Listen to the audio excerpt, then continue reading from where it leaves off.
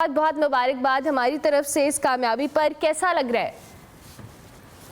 اچھا لگ رہا ہے الحمدللہ، اور کافی مشکلات کے بعد الحمدللہ مالٹا پہنچ گیا اور فائٹ بھی ہوگی تو ابھی مینٹلی ریلیکس ہے. زبردست، مینٹلی ریلیکس ہے. آپ مجھے یہ بتائیں کیسی فائٹ تھی آپ کی جو آپ نے اس سارے سفر کے اندر، ظاہر ہے آپ کو، آپ نے کہا کہ بڑی مشکلوں کے بعد آپ بہت چیلنجز آپ کو رہے ہیں اور آپ کا جرنی ہم جانتے بھی ہیں کہ بڑا چیلنجز سے بھرپور ہے. پہلے تو اس کامیابی کے حوالے سے بتائیں یہ فائٹ کیسی تھی آپ کی جارجین باکسر کے ساتھ؟ فائٹ تو پہلے تو میری ورلڈ ٹائٹل فائٹ تھی، لیکن انفارچونیٹلی وہ پوسٹ پونڈ ہوا بیکاز آف میں اپنا کیمپ جوائن نہیں کر سکا. بیسکلی میرا جو کیمپ ہوتا ہے وہ اسکاٹ لینڈ ہوتا ہے، اور اس کے لیے کیمپ کے لیے مجھے تقریباً 8 to 10 ویکس پہلے آنا ہوتا ہے، لیکن میں یہ ویزا ایشوز کی وجہ سے میں کیمپ جوائن نہیں کر سکتا. بیکاز اب شنجن ویزے کے لیے آپ پاسپورٹ جمع کرنا ہوتا ہے. وہ پاسپورٹ میں نے فرسٹ ٹائم جب میں نے جمع کیا وہ ڈنمارک ایمبیسی میں، تو انہوں نے 45 days پاسپورٹ رکھا، اس کے بعد انہوں نے ویزا نہیں دیا. اور پھر میں نے اٹالین کونسلیٹ میں جمع کرائے، پھر اس میں تقریباً 21 days لگے. مطلب کیمپ کا مجھے ٹائم نہیں ملا، اور میں وداؤٹ کیمپ کے میں نے یہ فائٹ کی اور الحمدللہ یہ فائٹ ون کیا. اور انشاءاللہ ہوپ فلی فیوچر میں جو جتنے یہ مسئلے ہوئے ہیں یہ حل ہو جائے جلدی سے، تاکہ دوبارہ اپنا ورلڈ ٹائٹل کے لیے میں فائٹ کر سکوں. انشاءاللہ انشاءاللہ. اچھا بھی آپ نے وسیم کہا کہ آپ کو ویزا ایشوز ہوتے ہیں، تو ظاہر ہے اس میں آپ کی فیڈریشن اور باقی لوگوں کا بھی رول ہوتا ہے. کچھ پرائیورٹی بیسس پہ کیا یہ پاسبل نہیں ہوتا کہ کیا آپ اپنا کیمپ جوائن کر پاتے؟ جس طرح آپ نے کہا کہ اسکاٹ لینڈ کے اندر آپ کا کیمپ لگا ہوا تھا اور آپ کو ویزا سبمٹ کرانا تھا، یہ آپ سب اپنے اون پہ کر رہے تھے یا فیڈریشن کر رہی تھی، یا اس میں چیلنجز تھے؟ نہیں، یہ تو میں سب خود ہی اپنے ہی آن پہ کرتا ہوں. اصل میں بیسکلی یہ ہونا چاہیے کہ جو پراپر جو انٹرنیشنل ایتھلیٹس ہوتے ہیں جنہوں نے پاکستان کا نام پوری دنیا میں روشن کیا ہو، تو ان کو یہ چیلنجز کا سامنا نہیں ہونا چاہیے، اس طرح کے مسئلے نہیں ہونے چاہیے. لیکن انفارچونیٹلی ابھی پاکستان میں بہت مسئلے ہیں، اور فار ایگزامپل ایک ایتھلیٹ چلا جاتا ہے کھیلنے کے لیے، لیکن اس کا جو بیک گراؤنڈ ہوتا ہے وہ پروفیشنل نہیں ہوتا. وہ ایک نارمل سی ایتھلیٹ ہو کے چلے جاتے ہیں تو پھر وہ واپس آتے نہیں ہیں. تو اس وجہ سے جو ہے جو ریئل جو ایتھلیٹس ہوتے ہیں جو پراپر پاکستان کو ریپرزینٹ کر رہے ہوتے ہیں 21 ایئرس سے، تو وہ بھی پھر ان کی بھی جو کیریئر ہوتی ہے وہ بھی متاثر ہو جاتے ہیں ان چیزوں سے. اور یہ ہمارے لیے بڑی مشکل ہو جاتی ہے، کیونکہ جتنے بھی باہر کی جو لوگ ہوتے ہیں، چاہے وہ اٹالین ہو یا جرمن ہو، جو بھی ہو، وہ ان کو تو یہی لگتا ہوگا کہ یہ تو سب پاکستانی ہیں، لیکن ان کو تو یہ نہیں پتہ کہ کون پروفیشنل ایتھلیٹ ہے، کون نارمل ایتھلیٹ ہے. تو اس وجہ سے یہ مسئلے ہوتے ہیں. تو یہ ریکویسٹ ہے گورنمنٹ سے کہ جو پراپر انٹرنیشنل لیول پہ پاکستان کو ریپرزینٹ کیا ہو اور ان کا ریکارڈ ہو، تو ان کو اس طرح کے ایشوز نہیں ہونے چاہیے.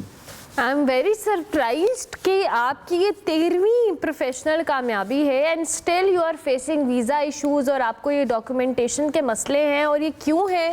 آئی am unable to understand, because ظاہر ہے آپ نے کہا کہ فلٹر، لیکن جب ظاہر ایک چیز ایک پلیئر آبویس کر رہا ہے کہ وہ کھیل رہا ہے انٹرنیشنل مقابلوں میں، تو پھر اس کو اتنے بیسک مسئلے کیوں ہیں؟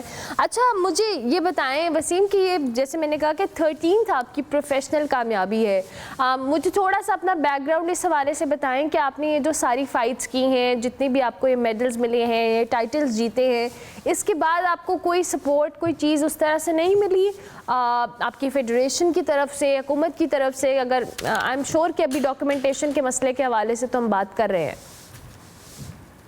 دیکھیے، میں پاکستان کا واحد باکسر ہوں جو پاکستان باکسنگ کی ہسٹری میں میں فارمر WBA اور IBF اور WBA ورلڈ رینک نمبر 1 رہا ہوں، اور 2 ٹائم WBC سلور چیمپئن رہا ہوں.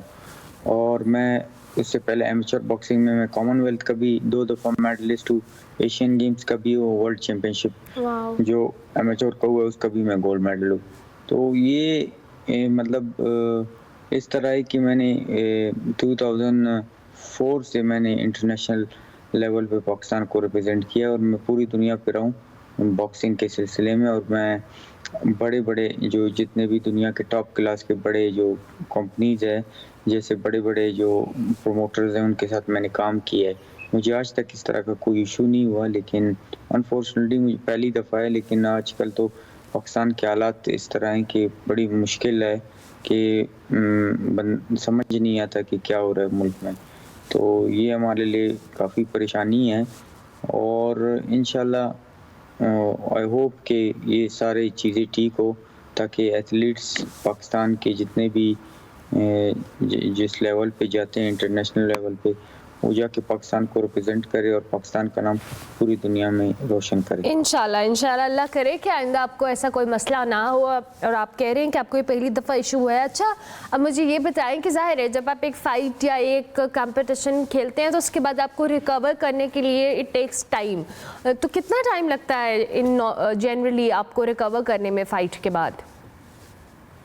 جس طرح یہ لاسٹ فائٹ ہوئی ہے اس کے لیے تو ریکوری کی ضرورت نہیں ہے, بیکاز یہ تھرڈ راؤنڈ ناک آؤٹ ہوا, اور ابھی آج سے میں دوبارہ اپنا ٹریننگ شروع کر رہا ہوں یہیں انگلینڈ میں, جب تک مطلب مجھے پتہ چلے گا کہ آگے کیا اسٹیپس ہے اس کے لیے. تو انشاءاللہ اس سے پہلے یہیں اپنے آپ کو دوبارہ سے ریڈی کروں, اور ہوپفلی یہ ویزے کے لیے مجھے آنا پڑے گا پاکستان. اس کے بعد انشاءاللہ واپس کیمپ جوائن کروں گا اسکاٹ لینڈ میں. زبردست. تو آگے کون سی کمپٹیشن کی تیاری ہے وسیم, اور پھر اس ٹائٹل کو جیتنے کے بعد گھر والے, فیملی, فرینڈس کتنے خوش ہوئے, کتنا اچھا ان کو لگا آپ کے جیتنے پہ, کیا ایکسائٹمنٹ تھی ان کی؟ گھر فیملی میری کافی خوش ہے, کیونکہ میں نے کافی ٹائم کے بعد کم بیک کیا ہے. 2.5 ایئرس کے بعد میں رنگ میں آیا ہوں, اور وہ بھی الحمدللہ ناک آؤٹ ون کیا ہے. تو سب کافی خوش ہے, ہمارے بلوچستان کے لوگ کافی خوش ہے. کافی دوستوں نے میسج کیا کہ آپ نے کافی اچھا کم بیک کیا ہے. تو انشاءاللہ اپ کمنگ جو کچھ دنوں میں ایک گڈ نیوز آئے گا پاکستان کے لیے اور ہمارے لوگوں کے لیے. انشاءاللہ ورلڈ ٹائٹل جلد سے جلد انشاءاللہ اناؤنس ہوگا. انشاءاللہ. گڈ لک محمد وسیم, بہت شکریہ آپ کا.